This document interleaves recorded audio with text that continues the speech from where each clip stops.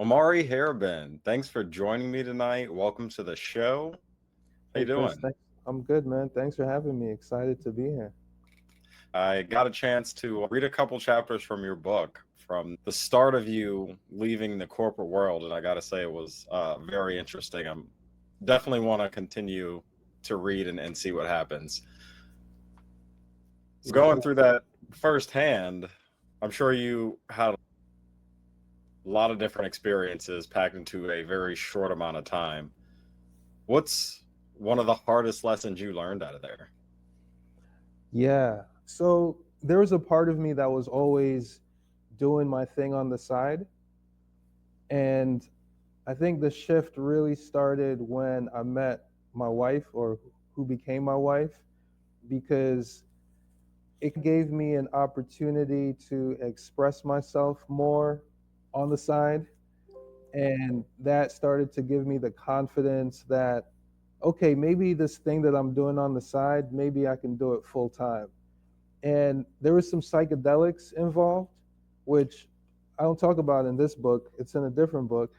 But mushrooms, my experience with shrooms around that same time of meeting my wife and stepping more into the creative me, it made me think, wow, what if I could just live and be a creative all the time? Like, what if I could just perpetually explore the depths of my consciousness without having to go to work the next day? And it wasn't an immediate shift, but I think that was the beginning of a complete mindset shift of what if? Like, what if I could have a different lifestyle that wasn't the one that I was living? And yeah, it just started with the thought, the idea that maybe it's possible for me. I think that is an area that a lot of people might be facing, but might not entirely be sure how to navigate. I'm sure there are definitely some times when you were probably dealing with a little bit of imposter syndrome. How did you navigate through that? Yeah, I think my entire post corporate life has had a little bit of imposter syndrome in there. And I use that word to explain the feeling of something not being enough, not feeling like you don't have enough or something isn't enough to be worthy. And that feeling has, like, your whole business is based off of worth, the feeling of worth. It originates with that feeling. If you don't feel what you're doing is worthwhile or worth anything, then there's no value creation. There's no person on the other side to receive it. So I think having that little seed of doubt that maybe it's not there yet has pushed me. It's made me persevere to a place where now I know what enough is. Like, I know this feeling that I didn't have before, but I didn't know that it would take me freaking decade to get it. Along the way, though, I was always calling it in.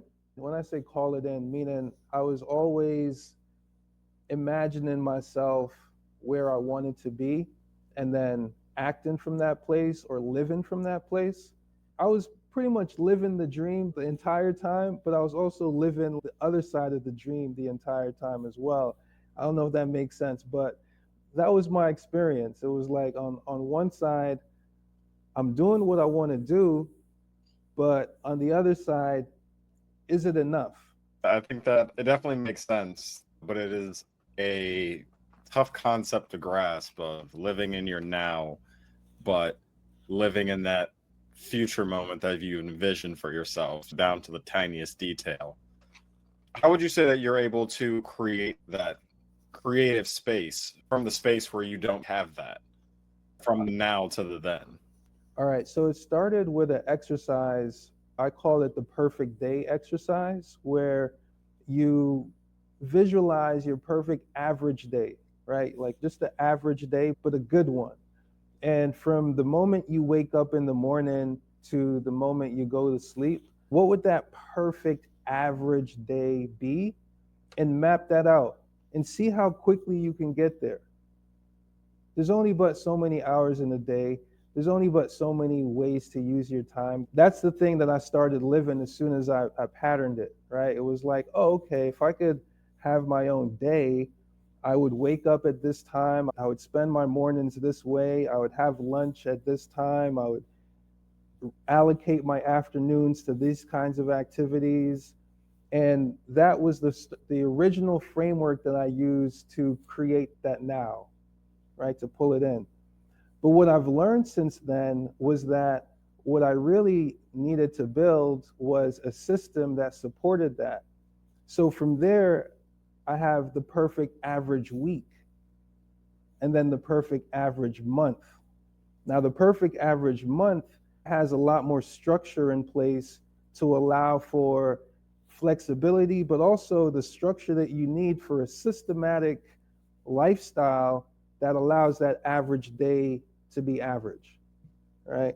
So with a perfect average week and a perfect average month, you know that there's certain things that have to happen that are just non-negotiable.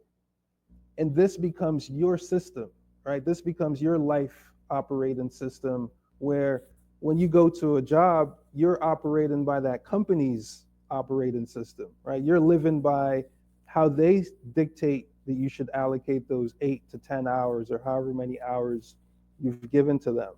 But when you're doing it for yourself, you need just as much, if not more, structure in place to support your regular day. So I know that's a long answer, but it's the first time I've explained it thoroughly. So I figured it was worth going into detail, but that's the way it works. We get out of being in school our entire lives, being told what to do from point A to point B. And when we finally have that own freedom to do what we want, we sometimes don't really know what exactly we should be doing or what to do. I'm glad you said that, right? Because I realized I had a lot of like school trauma where it's just like the moment that I didn't have to do the thing anymore, it was like I was trying to go in the opposite direction. But what I learned going in the opposite direction was that school has there's certain things that are built into school that make it work. There's certain things that are built into work that make it work, that if you do not adopt those things in your own independent way, then you're going to not have the discipline that really supports freedom.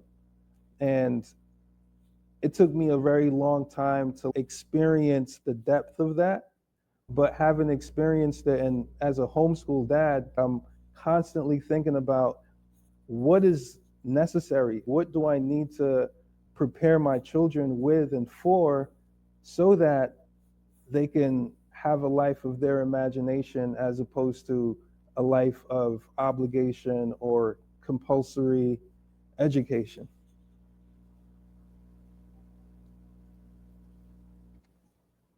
It's definitely an interesting take on the schooling perspective because it can be very hit or miss with a lot of, especially the older generation, whether we actually are being taught the correct things in school.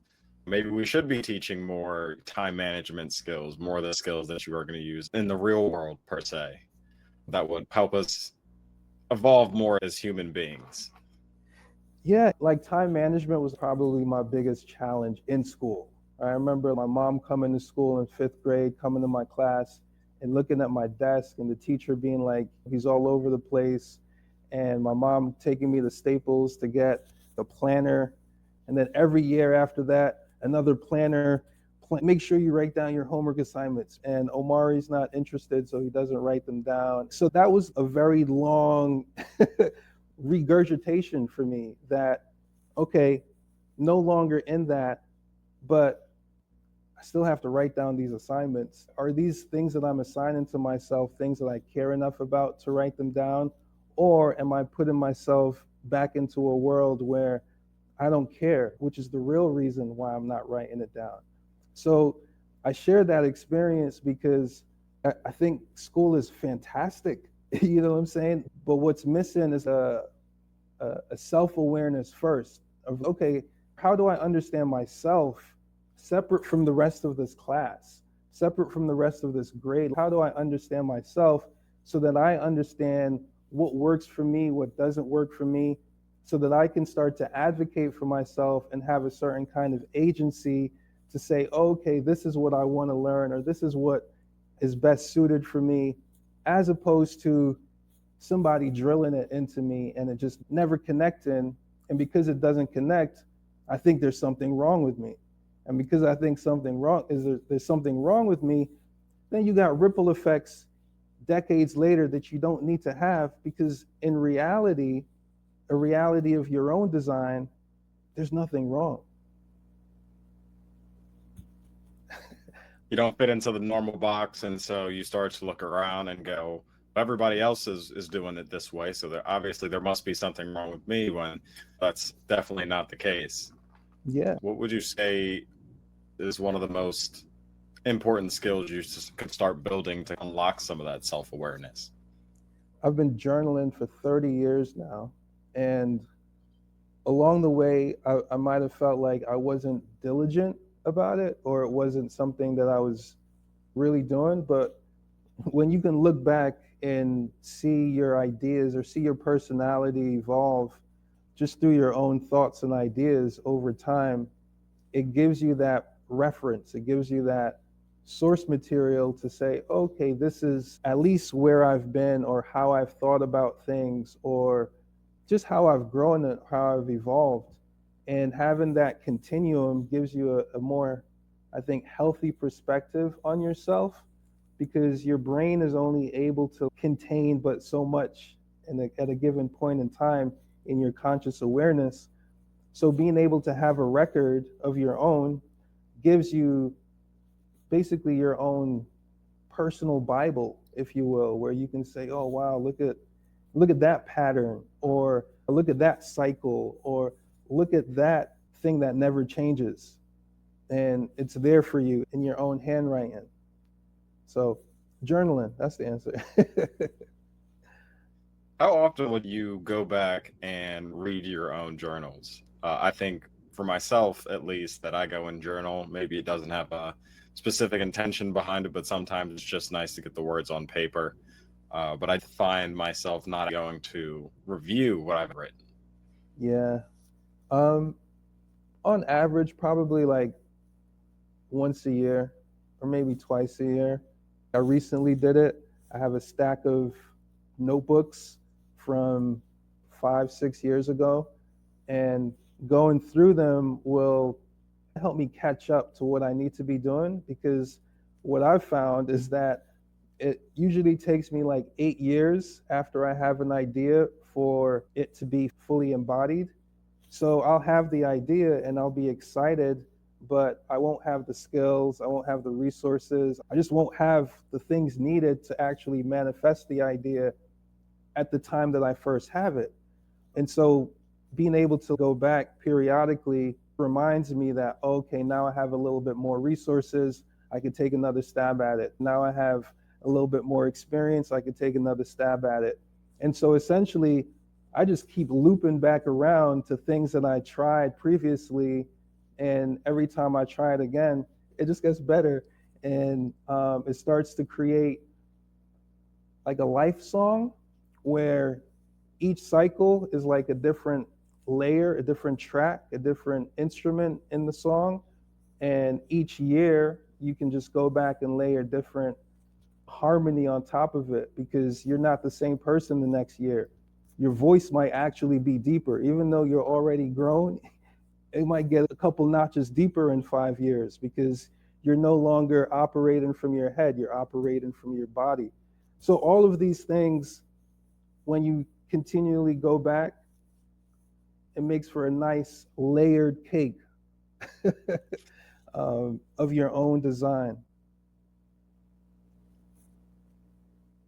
Yeah, I really like that, being able to revisit the concepts that you were working on and just seeing them from a new perspective, a new light.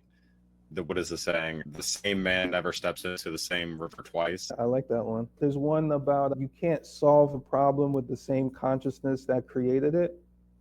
So I reference that because we're always going through problems, but if you give yourself that time separation, then you can develop the consciousness needed to resolve your own dilemmas. When you're thinking in that sort of let's say, state of mind that's not exactly the thoughts of happiness, the thoughts of gratitude and manifestation, what are some moments that make you realize that you're still on the right path? Yeah, so when it's not gratitude or something, it's usually some kind of fear or panic, something that there's some emotional trigger where you're just scared, right? And I think, first of all, being aware of whatever those triggers are or whatever those emotions are, and really spending time with them to really understand, okay, what is it?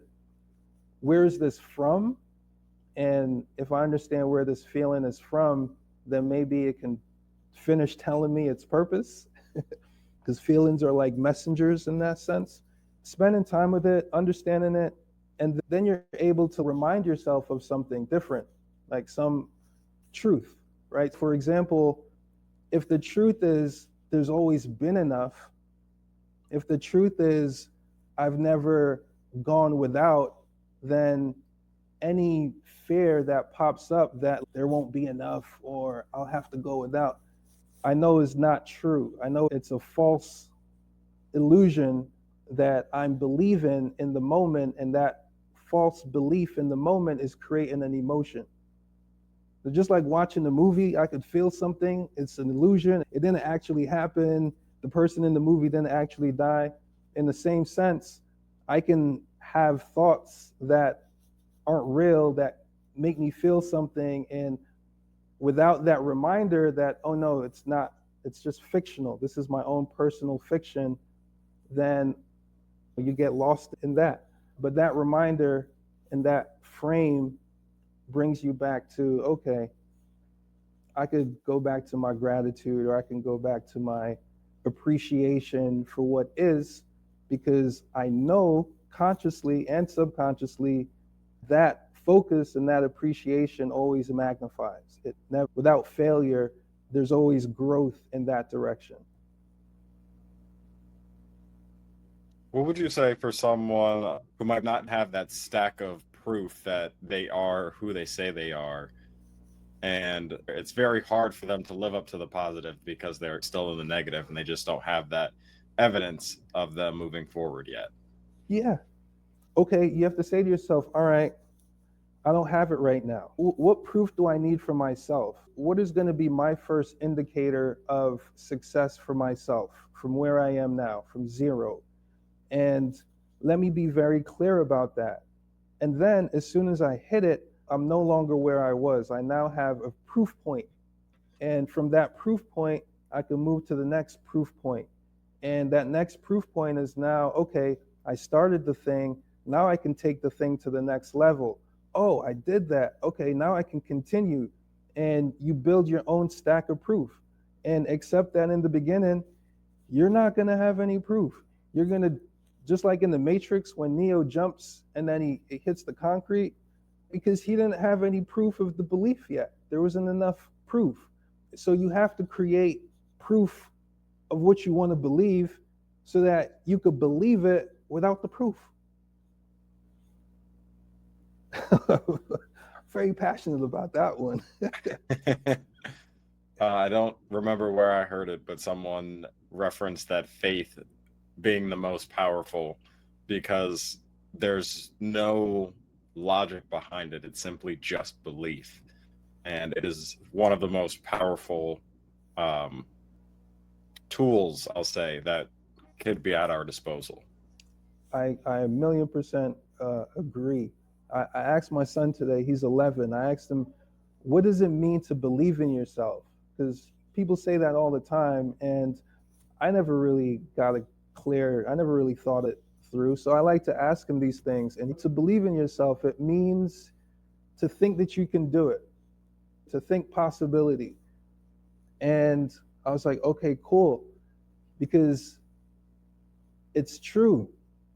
The only reason why we're able to function in the realities that we function in is because without thinking about it, there's certain underlying beliefs that really support every individual reality.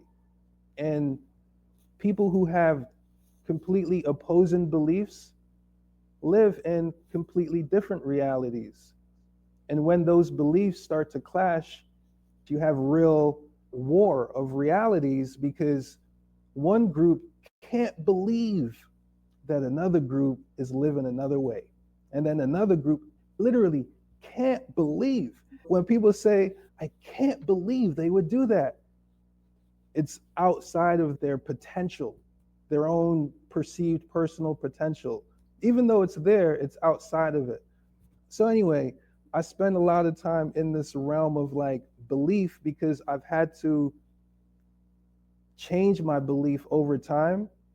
And changing your belief over time, it means that your reality is going to change over time, and it can be drastic at certain points in time. And managing those changes requires almost like a map, like a belief map, to say, okay, the world that I live in now, it exists because I believe I need to do this. I once believed if I didn't go to work, I wouldn't be able to live, right? So in order to believe that I don't need to go to work to live, I had to go through some very drastic life changes where people, worlds, physical locations no longer exist in my consciousness, in my reality. But then a new world had to emerge that lined up and matched up with everything that I was believing was true. Yeah, it's a tricky one to navigate because you have to like, I remember at a certain point in time trying to figure out what are my limiting beliefs. I'm like, I must have some limiting beliefs because I'm trying to hit some goals and I can't hit them, and I don't know what's keeping me stuck. I don't know what I'm not thinking correctly about. And going through that, journaling that, and then having those shifts in beliefs, it gives you very clear forks in the road where you can see very clearly, oh, from what you're saying, it's clear that you don't fully believe something, and because you don't fully believe something, you're not going to see what you want to see. And then you can also see the other fork in the road where it's like, oh, from what you're saying, it's very clear that you believe what you believe, even without seeing it yet. And because of that, I can tell you for sure that you will see it. It gives you like a beautiful roadmap of creation. That's what belief is. It's a roadmap of creation. If I want to create anything that doesn't exist, that I can't see with my naked eye, and there's no belief, it's not going to exist. One of the books I'm reading was talking about that everything in the world is made of energy. And of course, that energy doesn't just dissipate. And so, because everything is made of energy, you are made of energy, then that's essentially what manifestation is, bringing that energy together in a way that it appears in your universe. And I'm assuming a lot of that first starts with the mental, the visualization. What would you say for someone who's maybe struggling to visualize that purpose for themselves? So usually if there's a struggle to visualize a purpose, it's because we're seeing things that are not connected to that purpose. Meaning that whatever we're scrolling through or whatever we're consumed with is a distraction from that purpose. So the first step is what I call impression management, which is to pay attention to what you are impressing on yourself. Because whatever you're impressing on yourself is fed into your subconscious, and that becomes the material that you visualize from. So put some blinders on, if you will, black out from the external sources of media consumption and spend some time just with yourself. I think we had a collective experience of that 5 years ago where people had a lot of stories of spending time with themselves, and that time with themselves helping them to figure out their purpose. I think that's the first thing that I would recommend. I think spending time with yourself is a lot easier said than done. We take a lot of those little moments out, especially even something as small as going to the bathroom with your phone, that extra 5 or 10 minutes, which could turn into 15 or 20 minutes depending on what you're scrolling. What do you think would be one mindset shift that really helped you to get over that curve of transitioning from the corporate world out into the reality of your dreams?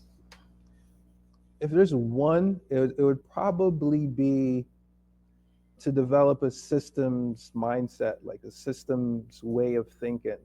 That wasn't something that I grew up with or something that I was taught or anything. It was just trial by fire, but a very quick fire of realizing that in order to sustain myself, that the shift was going from thinking of myself to thinking of others in a way where I could develop systems to meet the needs of others. I think that's the biggest thing that I think is applicable to anyone making that transition. Is in one paradigm, you're going to work so you can get a check for yourself. Even though you're doing stuff for the job and so on and so forth, your motivation is, your incentive is self-directed. But when you're outside of that, it has to be directed externally, and you have to develop systems that allow for that to happen without you.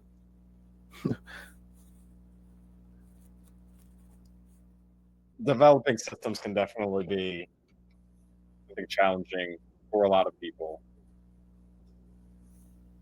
I think there could be a lot of people who maybe don't know what kind of service or value to provide, because that's the whole point, is to be able to help others. And a lot of ideas, it's not like someone is completely reshaping the box, for instance. They're just adding one new feature that just makes it a little bit easier to be consumed by the public. So, like, I like to get in front of a problem, if you will. There's problems that people are ready and willing to pay for pretty quickly because they're painful problems. And the faster, the closer you can get to those painful problems that people are able and willing to pay to resolve, then the quicker you are to start to see the patterns needed to say, oh, okay, how many more people are there with the same particular pain that I can adapt this solution for or improve this solution for? And that's pretty much it. I think there's a tendency to look at people's milestones and look at people's accomplishments and use that as the basis for what I should do. And what that does is it creates this mythical, illusional thing where it's like, it's not about getting the milestone, it's about serving the people. And in the beginning, it might be one-to-one, right? And if you're doing proper market research, it is going to be one-to-one. But that one-to-one can quickly scale up to one-to-many if you think about it and go about it a certain way. Step one is to get in front of a problem that you feel is worth solving, or a problem that you get enthused about tackling and talking about and showing up for, and letting that be the drive. Because at the end of the day, your business is going to be driven by solving problems, both internally and externally for whatever market that you're in. Are there any daily habits or practices that you've put in to kind of not only keeping your system straight, but also growing your mindset? Prioritizing the things that you think are worth prioritizing and making those like non-negotiable. I have found that it gives you a better mental health space for the rest of your activities. For example, I prioritize my personal time early in the morning where it's blackout. Everyone, the house is fully asleep. I have 3 kids, so everyone's sleeping, and I can spend that time reading or journaling or whatever personal activity I need to do. So I've structured my day where by the time they're awake, I've finished taking care of myself, and now I can show up for them. And once I've shown up for them, I feel good about myself. I feel like, oh man, I'm having a good average day today. And then I can jump back downstairs and get on a call. The person who's getting on the call did the things that they wanted to do for the day. They lived their dream for the day. So that energy then feeds into everything else where it's like, oh, this is how I want all my days to be. And then it keeps going from there. So prioritizing what you think is worth prioritizing. That's what I would say, because if you don't do that, then you're going to have this mental debt and emotional debt throughout the day, and then it just piles on over time, where it's the thing that I want to give to myself, I haven't given it to myself, so now I owe it to myself. And that owing something to myself, it makes me off balance. Like I can't fully show up how I want to show up because I still owe myself something. So giving to yourself, giving to the people who are around you, and then you're charged up because now you can give the surplus of that energy to your community, the people you're serving through your business. But it starts with yourself first. With that, it goes back to, I think, what you were saying earlier, being able to plan out that perfect day and the continuation to the perfect week and the perfect month. How important would you say is a work-life balance? Very important. Like I went through just different extremes, like a pendulum swinging from cubicle to just working 24/7 to not working at all. And the balance that I found is I was living this fantasy of, oh, don't gotta work, just do what I want to do. And that wasn't a healthy fantasy to live, because in reality, I gotta work, but I have to be able to define that work in a way that makes sense and in a way that is clear and specific to my goals and to what I'm trying to accomplish. So having the time for work, having the time for yourself, and structuring it in a way where you never have to leave yourself. I think that's like an important key for me is I'm not going to work as a different person. And I'm not trying to escape work. I'm not going back to life to escape work and do some wild stuff. I'm showing up as myself in all worlds, whether it's work or life. And I think that's the true balance is once upon a time, I had to be someone different at work and someone different outside of it. But now I can be the same person. And so I feel more comfortable allocating myself to different responsibilities.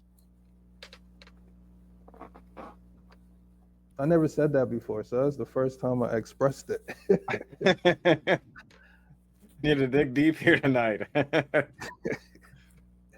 No, I think that's very good.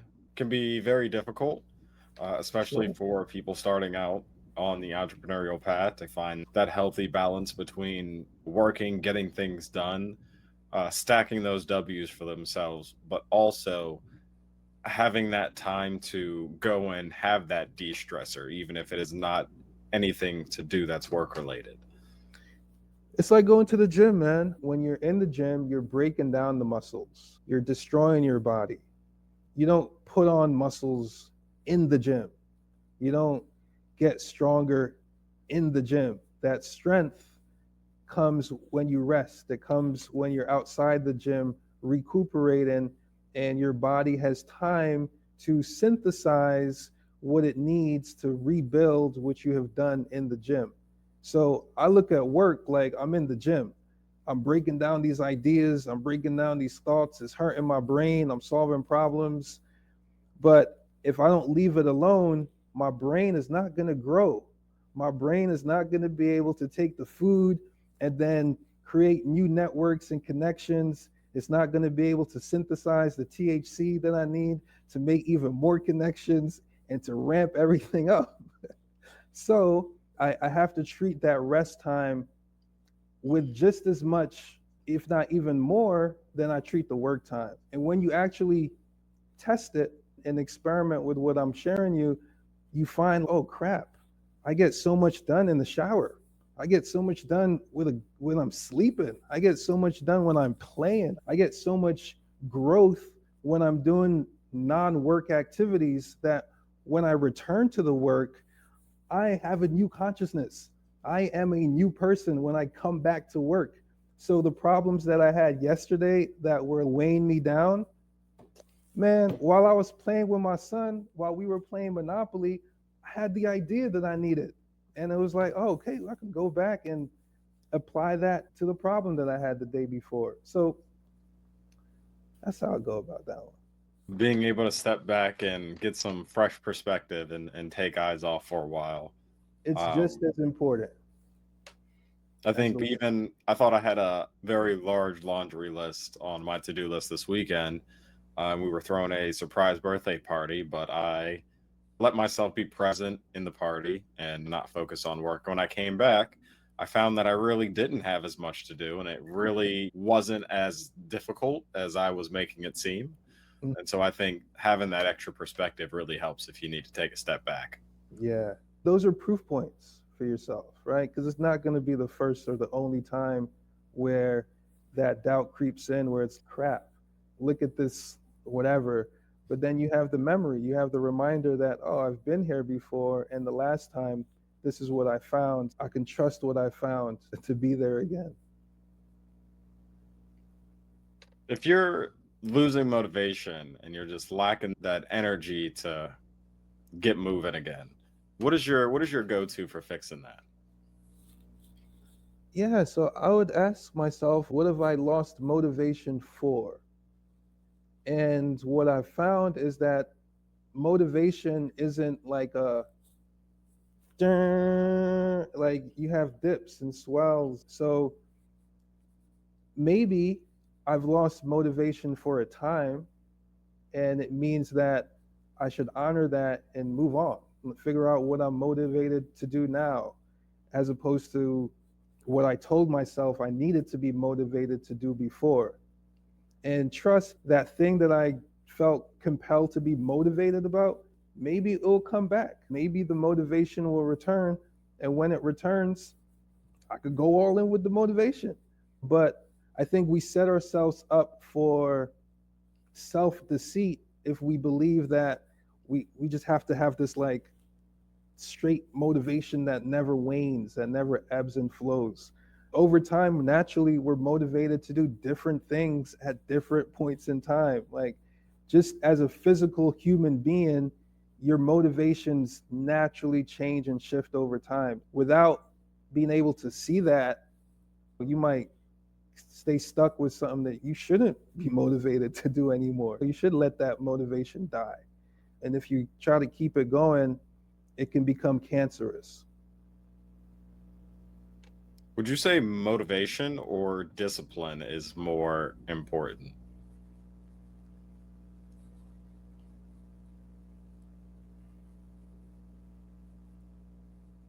Discipline, but I was thinking about what's the difference between motivation and discipline, or how do they interact together? And I think about discipline more as the fixed things that are fixed and should be fixed. And then I think about motivation as something that can come and go. It's more dynamic. I think about motivation as like a dynamic force, a dynamic energy, whereas discipline is a fixed force. It's like gravity or something that is more stable.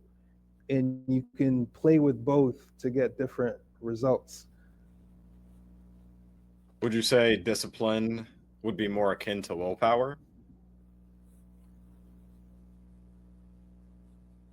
No, I would say willpower is like acute motivation.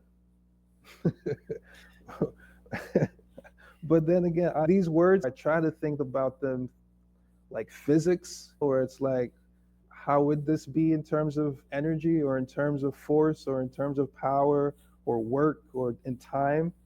Yeah, I don't know, maybe. But yeah, I think about willpower as the ability to summon motivation when you don't have anything else. That's willpower to me. It definitely seems like you spend a lot of time diving into your feelings and, okay, if I'm feeling this way, then there's obviously some correlation to this feeling over here. And I think that takes a lot of self introspection, a lot of self awareness, a lot of deep work.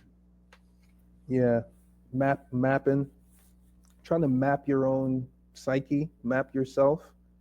And I find that the more you do, the more you see how unoriginal you are or unindividual you are in terms of just like your experiences and your perceptions of them. They're less unique than we imagine them to be. But the belief that we're unique in these ways is what keeps us isolated in our realities. So if you're on a journey to expand and get in front of a lot of people or expand your consciousness in that way, then it's a consciousness game where you're recognizing that, oh, I'm actually not that special. There's a whole lot of people who are just like me, who cuss like me, who have all of these features just like me, hundreds of thousands of them. And my awareness of them helps me to show up for them. But if I think, oh man, there ain't nobody else out there like me, then I can't really be present in that way. I think that's very interesting because we all want to stick out of the box a little bit. We all want to be different, but at the same time, it sounds like we have to realize that we're a lot all the same. Yeah. Mm-hmm. So how do you think that would play a role with someone finding out what their uniqueness is? I found in my memoir and digging into storytelling, the more specific the experience is, the more universal it becomes. Because when the experience is very specific, there's a certain believability. And with that believability, we can suspend our disbelief and actually feel whatever emotion is in the story or whatever is being told. That suspended disbelief that allows us to have the feeling of being defeated, the feeling of discouragement, the feeling of feeling all alone, right? The more specific you can be about your unique experience of being alone, the more people can feel it. So the more universal you become, the more you recognize and appreciate the universal aspects of your unique experience. And the universal aspect of your unique experience is always going to be an emotion, a feeling. What would you say about the people who might be feeling ashamed of certain emotions and maybe not letting them out or trying to hide them? Because it seems like we definitely need to spend a lot of time not only with our emotions building that self-awareness, but also diving deep into why that emotion has sprung forth. Yeah. So shame itself is, I don't know if it's an emotion, but it's a strong force. And it's one that, like you said, causes us to mask our emotions or to hide them because we don't want to feel shame. And if you go back to what shame is on a primal sense, it is, I no longer belong as a part of these people. That's shame. Shame is, I don't belong a part of this tribe. That means that we're now out in the wild. We're now no longer in a safe space. Whatever I can do to not feel ashamed is going to be the safest thing to do. That's the primal kind of nature.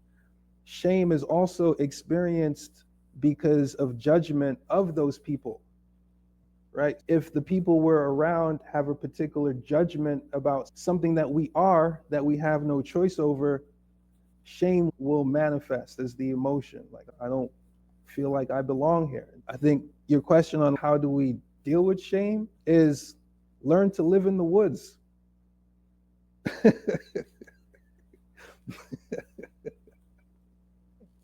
Is in, you have to leave the environment for a certain amount of time in order to desensitize yourself, in order to recalibrate your nervous system so that your nervous system does not respond to those same judgmental triggers the same. And so that takes time and separation from the cause of the shame. And then When you're now out in the woods, you're still going to feel shame because guess what? Now you're the one out in the woods. and, and you're definitely not belonging at that point. You're not belonging to where you came from. You're not belonging to the people on the other side of the woods. And so from that point, now you can go do the super deep dive and figure out, all right, what's my shame really about and solve that problem. But once you do that, then you realize, like I said, man, everybody's ashamed. Everyone's afraid of that ostracization and no longer being a part of the tribe. Everyone has that feeling. It's nothing to be ashamed about. In fact, you can eat it up like Scooby snacks. You become the shame eater, like the lady who talks about shame. You could just be like, where's the shame at? Give it to me. And people will then bring you their shame. And you can let them know, oh, there's nothing to be ashamed about, because I felt like that too. And they'll be like, oh, and now you find yourself in a place of non-judgment. And now you can find yourself in a place where the things that you believed were the reason you didn't belong are actually the reason you do belong. Circling back to being in the woods, I can think of one example being social media. A lot of people seeing those highlight reels and comparing themselves from their chapter 1 to someone else's chapter 15. Are there any other examples that you could think of that you could be in the woods for? Yeah. When I describe the woods, I'm describing a place where you're no longer going by whatever social norms there are in the village, right? In the village, in the social media, there are these norms, and you've decided that I'm going to step away from those norms. So maybe a part of that woods experience means, all right, I'm not going to be on social media for a period of time, or I'm not going to consume social media for a period of time. And so the woods for me is a perpetual metaphor for that transition period of that in between, that place where you're not here and you're not there. And it's disorienting. It's scary. It's dark. But like a rite of passage, it calls something out of you that can't be called while you're still in the village. So there's something in you to be produced that can't be produced while you're consuming that feed nonstop, for example, right? Isolation from these things creates a dynamic where those things have to come from the inside out as opposed to the outside in. If you could leave listeners with one takeaway from this conversation, what would that be? I've talked a lot about navigating these transitions and these like states of consciousness, and then this experience of separating yourself in order to undergo a transformation and then represent yourself and go back to the village. And they'd be like, yo, what happened out there in the woods? We heard that there's these monsters and these beasts, and you can tell all kind of wild tales at that point, and people will just eat it up. Anyway, I don't know what the one thing is, but I guess allowing for. So I have a mantra, and the mantra is the same thing that you think you need, give it up, and that same thing sets you free. And so that's the one thing that I always carry with me, because at each transition point, something has to be surrendered. Something has to be given up in order to make it to your next level. So from the womb to when you're born, something has to be given up. The water has to be given up. The cord has to be cut. And you have to surrender the comfort that you experience there in order to experience the life that you have outside of the womb. Okay? Oh, you want to grow up? You want to go from baby to toddler? All right. You're going to have to let go of the booby. You're going to have to let go of these dependencies, and you're going to have to grab onto some independence. Every single turning point in life from conception all the way to death, we have to give up something in order to get to the next. And at the end of it, we have to give up life itself. The practice, the ultimate practice is, okay, what do I have to surrender today in order to get to a different tomorrow? What have I been holding on to today that I can let go of, so that tomorrow when I wake up, my mind is a little bit more limber and looser and able to grab onto a higher thought? What lower consciousness have I attached myself to today that I can give up, so that tomorrow I'm ready for whatever the next thing is? That's the one thing. You just got to let it settle for a minute. Yeah. My biggest takeaway was definitely the self-awareness piece, being able to do more journaling, do more reflecting, and really sit with your emotions and try to diagnose the issue. Recently, I heard someone talking about that you have this one problem, and then because of this problem, you are now upset with yourself for something else to do with this problem. And it just keeps stacking on top of each other, those emotions, until it's, here's what you were mad about, but here's where you are. Yeah.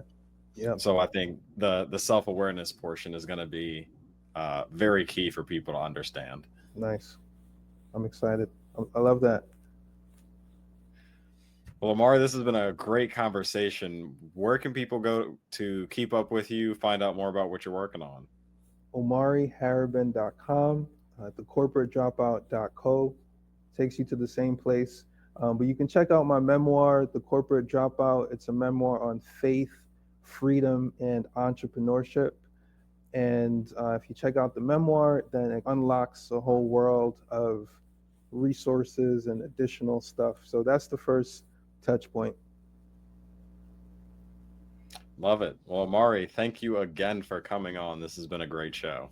Thanks, Chris. Thanks for having me, man.